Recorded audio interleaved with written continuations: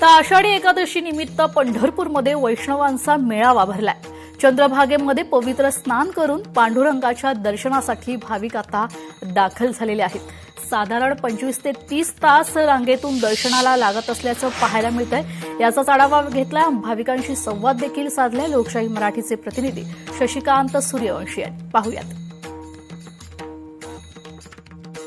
रामकृष्ण हरी माऊली आषाढी वारीतील आजचा मुख्य दिवस आणि या दिवशी चंद्रभागेमध्ये शाही स्नान करण्यासाठी पवित्र स्नान करण्यासाठी मोठ्या प्रमाणामध्ये भक्तांनी गर्दी केलेली एकंदरीत पाहायला मिळते।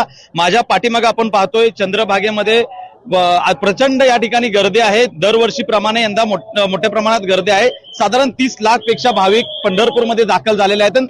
माझ्यासोबत या ठिकाणी काही भाविक आलेले आहेत, त्यांच्याशी आपण बातचीत करण्याचा प्रयत्न करूयात।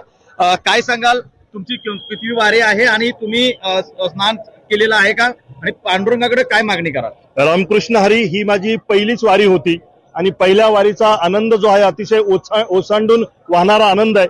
साधारणतः कालच्या अंदाजानुसार 30 लाख लोक वैष्णवांचा मेळा या ठिकाणी असेल, पण आज ही सकाळचा हा उदंड असा उत्साह पाहून 30 लाखापेक्षा जास्त वारकरी भाविक मोठ्या श्रद्धेनं या ठिकाणी आलेले आहेत।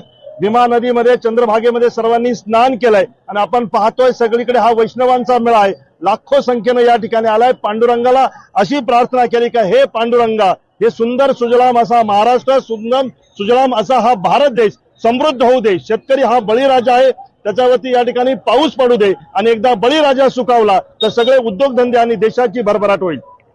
नक्कीच या ठिकाणी भक्तांनी पांडुरंगाला साकडं घातलेलं आहे की चांगला पाऊस पडू दे, बळीराजा सुकावला की सर्व काही जे आहे ते सुरळीत चालेल, असं जे त्यांनी साकडं आहे ते पांडुरंगाला घातलेलं आहे। कॅमेरामॅन संकेत समी, शशिकांत सूर्यवंशी, पंढरपूर। लोकशाही मराठी ऐका, पहा, जागरूक रहा।